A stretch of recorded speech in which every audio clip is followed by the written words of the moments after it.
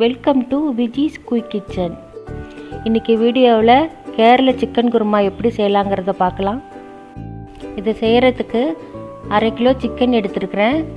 இதில் 1 ஸ்பூன் மிளகாய்த்தூள், 1 ஸ்பூன் கொத்தமல்லி தூள், 3/4 ஸ்பூன் கரம் மசாலா தூள், 1/4 ஸ்பூன் மஞ்சள்,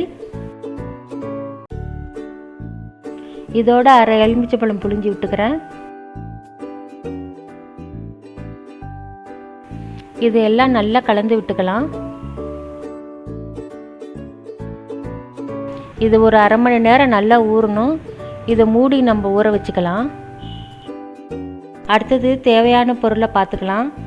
இது ஒரு 10 பல்லு பூண்டு, ஒரு துண்டு இஞ்சி பொடியாக நறுக்குனது, 1 கப்பு சின்ன வெங்காயம், 4 பச்சை மிளகாய் அரிஞ்சது, கொஞ்சம் புதினா, கருவேப்பிலை, கொத்தமல்லி கொஞ்சம், பால் எடுக்கிறதுக்காக 1/2 மூடி தேங்காய். இப்போ தேங்காய் பால் எடுத்து வச்சுருக்கிறேன். முதல் தடவை அரைச்ச திக்கான பால் 1 கப்பும், 2வது தடவையாக தண்ணி சேர்த்து அரைச்ச பால் 2 கப்பும் எடுத்து வச்சுருக்கேன். இப்போ செய்ய ஆரம்பிச்சிடலாம். கடாயில் ஒரு 5 ஸ்பூன் போல் தேங்காய் எண்ணெய் விட்டுக்கோங்க. எண்ணெய் காஞ்சதும் 3 கிராம்பு, சின்ன துண்டு பட்டை, பிரிஞ்சி இலை சேர்த்துக்கோங்க. கருவேப்பிலை போட்டுக்கலாம்.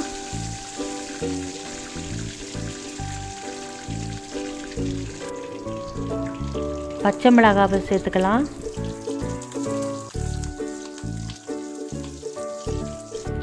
அடுத்தது பூண்டு சேர்த்துக்கலாம்.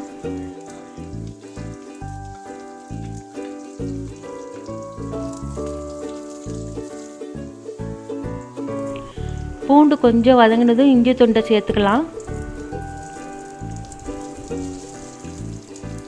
இப்போ வெங்காயத்தை சேர்த்துக்கலாம். வெங்காயம் கொஞ்சம் கலர் மாறினதும் தக்காளி சேர்த்துக்கலாம்.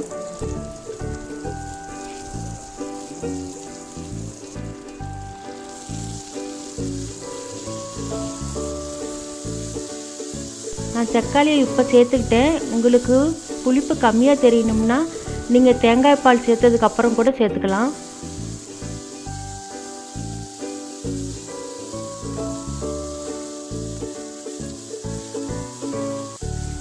தக்காளி கொஞ்சம் சுருண்டு வந்தவொடனே புதினா சேர்த்துக்கிறேன்.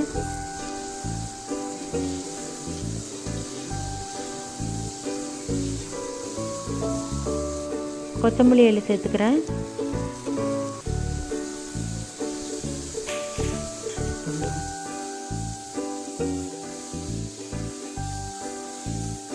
நல்லா வதங்கிடுச்சு. இப்போ ஊற வச்சு சிக்கனை சேர்த்துக்கலாம்.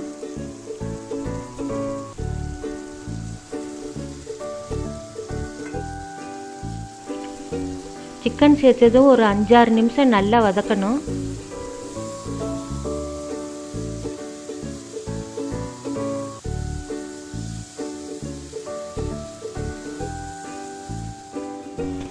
சிக்கன் நல்லா வதங்கினதும் 2வது தடவையாக எடுத்த தண்ணி கலந்த தேங்காய் பாலை சேர்த்துக்கலாம்.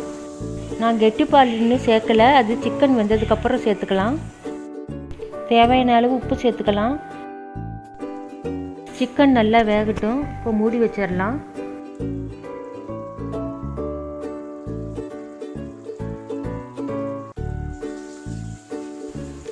சிக்கன் நல்லா வெந்து வந்துருச்சு.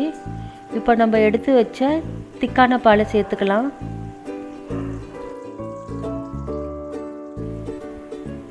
நல்லா கலந்து விட்டுக்கோங்க.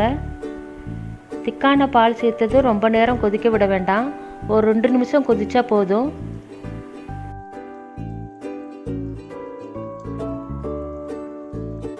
ரெண்டு நிமிஷம் கொதிச்சிருச்சு. இப்போ கொத்தமல்லியை தூவி விட்டு ஸ்டவ் ஆஃப் பண்ணிக்கலாம். அவ்வளோதாங்க, கேரளா சிக்கன் குருமா ரெடி ஆகிடுச்சு. இது உங்கள் வீட்டில் நீங்கள் ட்ரை பண்ணி பாருங்கள். இந்த டேஸ்ட்டு உங்களுக்கு கண்டிப்பாக பிடிக்கும். இந்த ரெசிபி உங்களுக்கு பிடிச்சிருந்ததுன்னா லைக் பண்ணுங்கள், ஷேர் பண்ணுங்கள், மறக்காமல் சேனலை சப்ஸ்கிரைப் பண்ணுங்கள்.